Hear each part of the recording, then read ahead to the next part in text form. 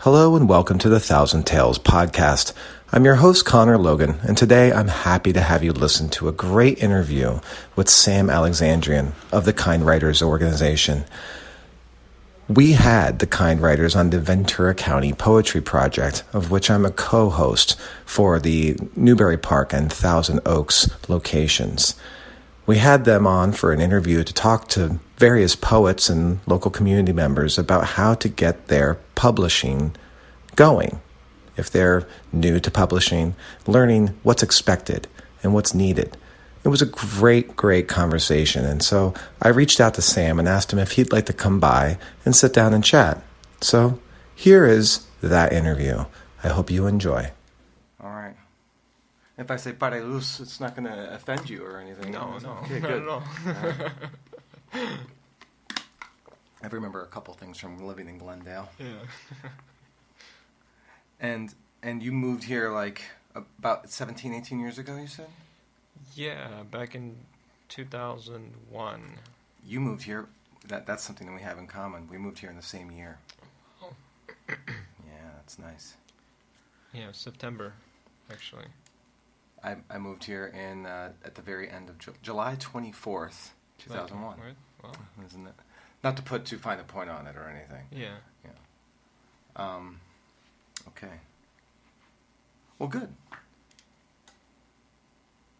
Well, Sam Alexandrian, you have the honor of being, I think, maybe the 10th interviewee on the Thousand Tales podcast, and I really appreciate you being here today. Wow, well, I'm happy to be here. Yeah.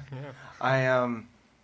To my listeners, Sam is here, not necessarily because he lives in the immediate area, but because he's involved with something that touches on part of my life here, which is in poetry. As you've heard in the past or on some of the other podcasts of having poetry readings in the Conejo Valley, I'm one of the co-hosts for the Thousand Oaks area, me and my friend Ron. And we did an interview, like a publisher's interview, through the Ventura County Poetry Project, of which Sam was a part and came on as part of a group called the Kind Writers. Mm-hmm. And is it the Kind Writers or Kind Writers with no the? It's Kind Writers. Kind Writers, yeah. Okay. Well, the existence of the article is important. So and that publisher's workshop was really pretty enlightening, especially to someone like myself or anybody else who's trying to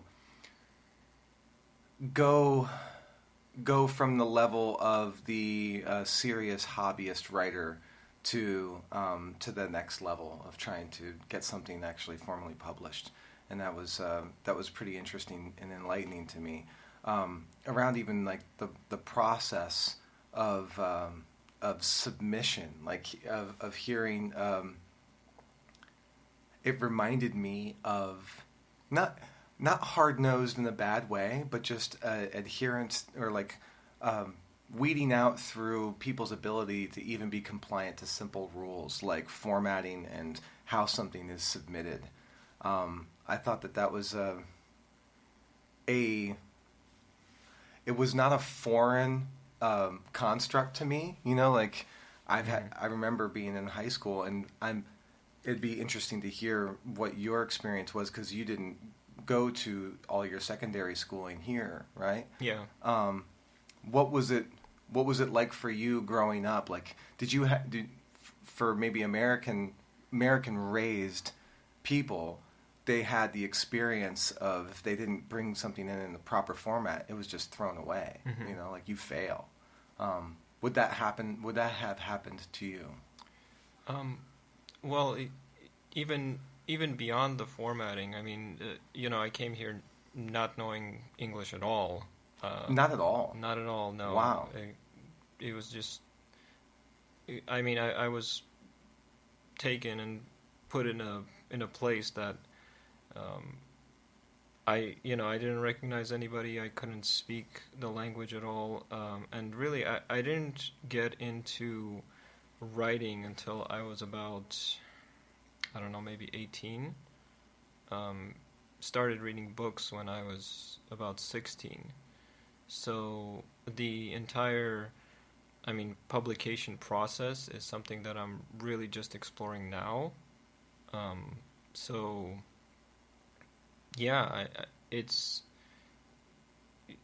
I think that I want to say it's been a challenge to sort of catch up to people that are a little more comfortable and a little more experienced in all of this. But at the same time, I feel like the added pressure to compete has given me a bit of an edge. Let's expound on that a little bit. Yeah.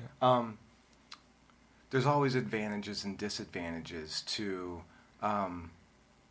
coming at something with fresher eyes and ears than the rest of those involved, right? Sometimes people are muddied up by their own kind of down in the weeds of it, as it were, right? What kind of advantage do you think you have coming at it with, quote unquote, kind of fresh eyes, or lack of context in the background or something like that? Yeah. Well, I think that discomfort is a great motivator. Yeah, it is. I think that me being uncomfortable in exploring a language and a culture that isn't my own has made me far more adaptable than somebody that's been sort of born into it and maybe takes their abilities for granted. Of course there are like disadvantages to being a foreigner too. Like there are, it's funny to admit this, but there are parts of grammar that I just do not understand. Give me an example. I love talking about how unique the constructs in the English language are. So yeah, certain spellings, like the word peace, I always stumble on. Like I always forget if it's I or E, and it's just these certain words. Because English has certain words that are spelled irregularly, it's more something that you have to remember as opposed to following some sort of rule. So I often stumble on those. Yeah. Did you know how close United States was to having German as its national language? I did not, actually. I think someone's going to call me out and correct me if I'm wrong, but I think it was off by a vote.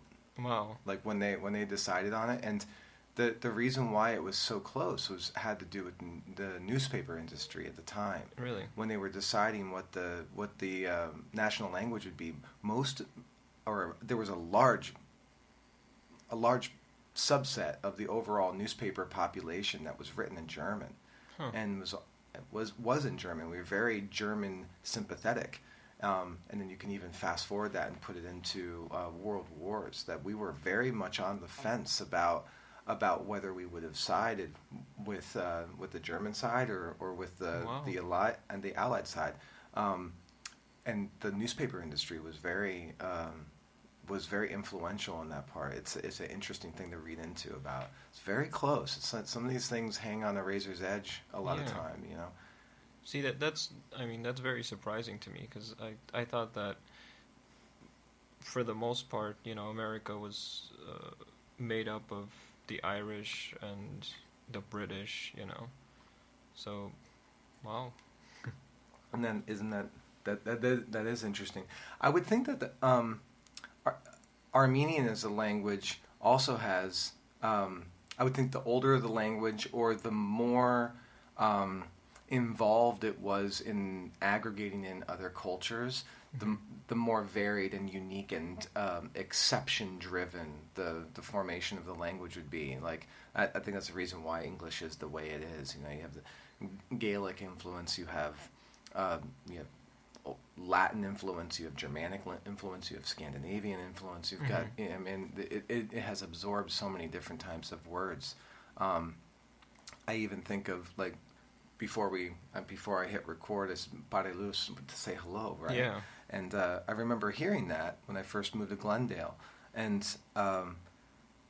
thinking that was such a beautiful way to say hello, because I think like strictly translated it'd be like for the light or something like that, and that in Armenian you say merci for thank you, which I'm like, okay, well that's French, right? Yeah, it's French. And so why do these things find their way into languages, you know? And then I end up getting super interested in the things that can't be explained about that. So you look at like Basque language, and they're like, they always wonder, where did this come from? There's some words that seem like they're Hindi words, but besides that, they have no other connection to anything else or something like that. That stuff's fascinating to me, the etymology. You know? Yeah. Well, I mean, Armenians, our language was really sort of, it began as sort of a standalone thing. You know, we have a unique alphabet, and I think the initial language, at best, it's probably influenced by Persian and Greek at best. But later on, because Armenians became so widely spread out, especially now, I think there are less Armenians in Armenia than there are in the United States, which is kind of funny. Right. Yeah. So now we see the incorporation of, you know, English words and especially Russian words, Arabic, you see, and also French, because there's a large Armenian diaspora in France. Oh, so if I hear someone saying merci for thank you, could I make the assumption that they have French Armenian background? Well, you know, it's sort of, I guess you could to a certain extent. I mean, I even say it and I don't. So it's almost like these phrases sort of travel, and I don't think that people even necessarily think about how much the language is transformed. You know, you can meet like a pure Armenian from, you know, the capital, from Yerevan, who's just been Armenian forever, and he could speak some French words, you know, right, and not think twice about it. That's funny. Yeah. That's interesting. What's a memory you have from like your first month or so when you first moved to this area? Where did you move to?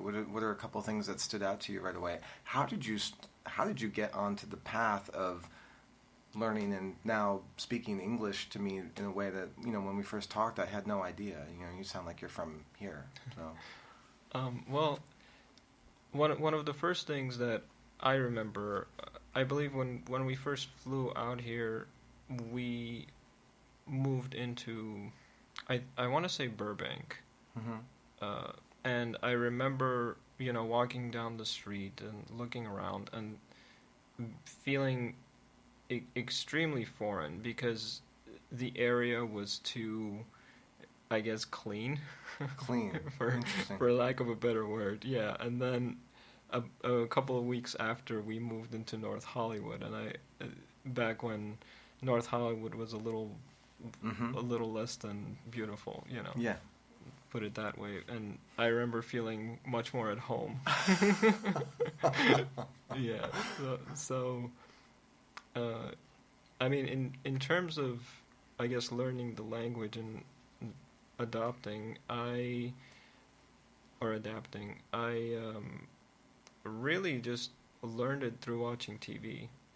And I think I was at a perfect age where that was still possible, because I was about 8 going on 9. Right. Yeah, you're right at the tail end where you could pick up a language real fast. Yeah, so I didn't start really reading and diving into literature until further down the line, until probably high school. So I hadn't read a book at all.